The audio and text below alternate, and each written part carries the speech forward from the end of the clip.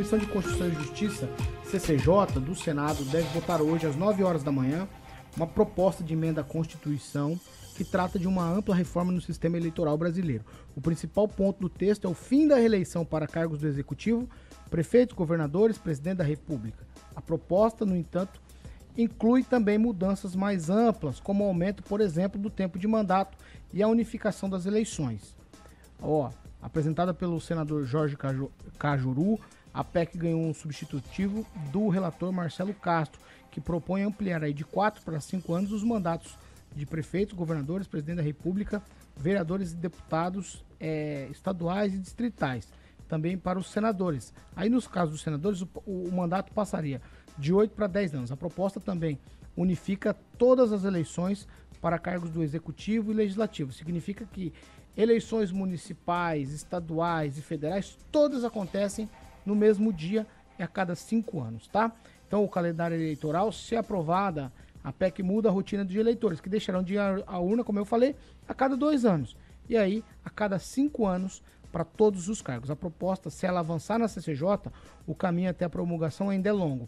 Após a comissão, a matéria precisa ser aprovada em 2 turnos pelo plenário do Senado, com no mínimo 49 votos favoráveis entre os 81 senadores. Em seguida, o texto seguiria aí para a Câmara dos Deputados, onde também terá que passar pela CCJ, por mais uma comissão especial e, por fim, pelo plenário.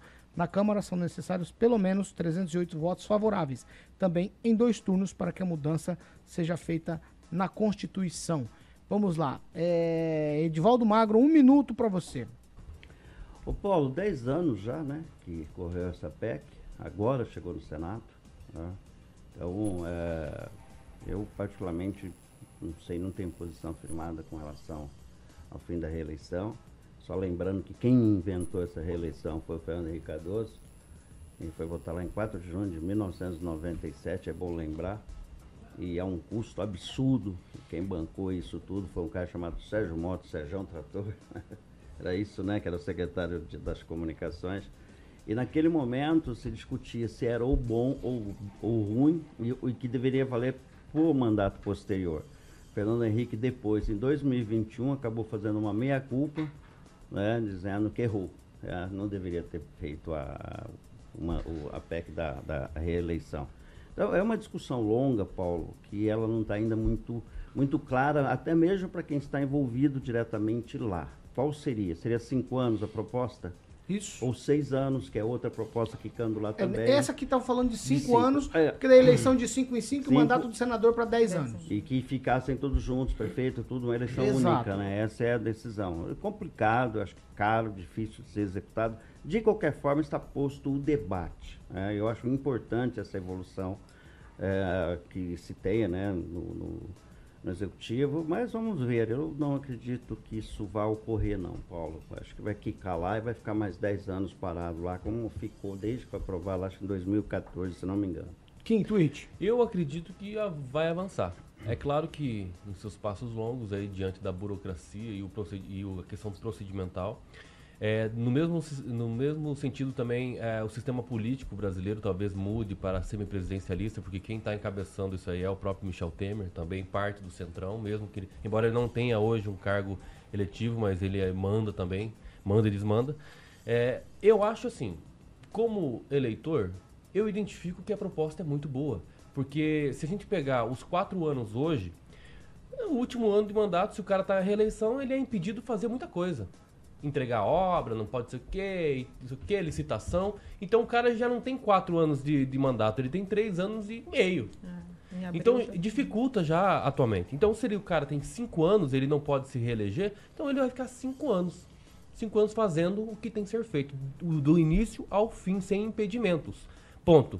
E aí não vai ter aqueles conchavos, né? Vereadores, você vai ver, 23 vereadores hoje. Quantos vereadores vão ser pré-candidatos a deputado estadual?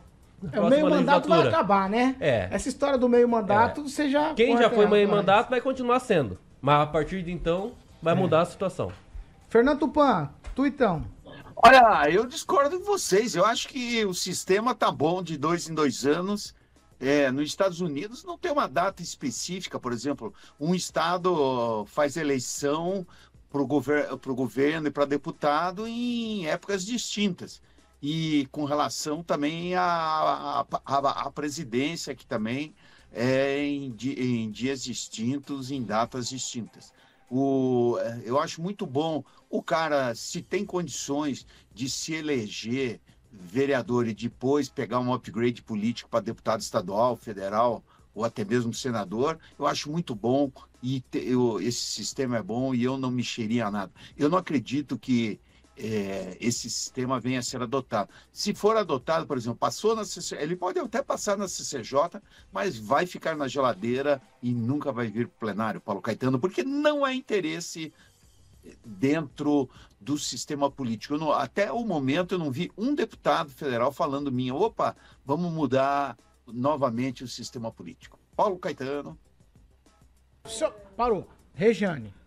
Eu não gosto da questão de unificar, sabe? A população não consegue nem entender o que acontece de 2 em 2 anos para votar, é muita gente para votar, então unificar, colocar todo mundo no mesmo pacotão aí não vai ser bom para o Brasil, não.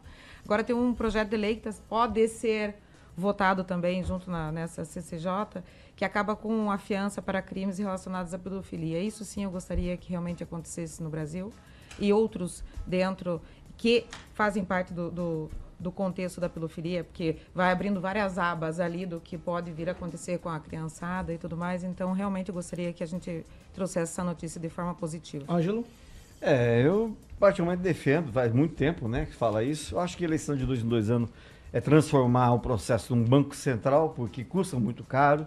Cada vez mais, se deixar, os caras vão aumentando o dinheiro do fundo partidário e do fundo eleitoral. Sou a favor de se mudar, não sei de que jeito, mas tem que mudar, do jeito que está, não dá para continuar. E só corroborando com o que o Edivaldo falou, apenas um deputado votou contra a reeleição do FHC naquela famosa eleição em Brasília, é o Ricardo Barros do PFL, que depois, vejam só como é que é política, virou vice-líder do FHC. Daniel Matos. Paulo, acho que unificar as eleições ok, acho que reeleição para o executivo não. Acho que eu ainda acredito que uma reeleição para o legislativo seria o ideal, mas eu não acredito em nada disso. E outras reformas eleitorais que a população tanto clama, né? Fim do fundo eleitoral, que os mais votados sejam os eleitos, não tem essa conta toda que ninguém entende, a não ser quem está no meio, que a pessoa que tem uma condenação não consiga ser candidata, que a justiça seja mais rápida eleitoralmente. Então, são várias as situações que poderiam ser discutidas, que é uma reforma tão importante. Falar que a gente acredita que vai mudar, não acredito que vai mudar, acredito que pode ter a discussão. Além do mais, quem vota são os deputados, senadores que estão lá, eles não vão votar pelo fim da reeleição deles. Então, assim, é um assunto batido, mas muita coisa poderia mudar aqui nas nossas leis eleitorais, mas não vai mudar nada.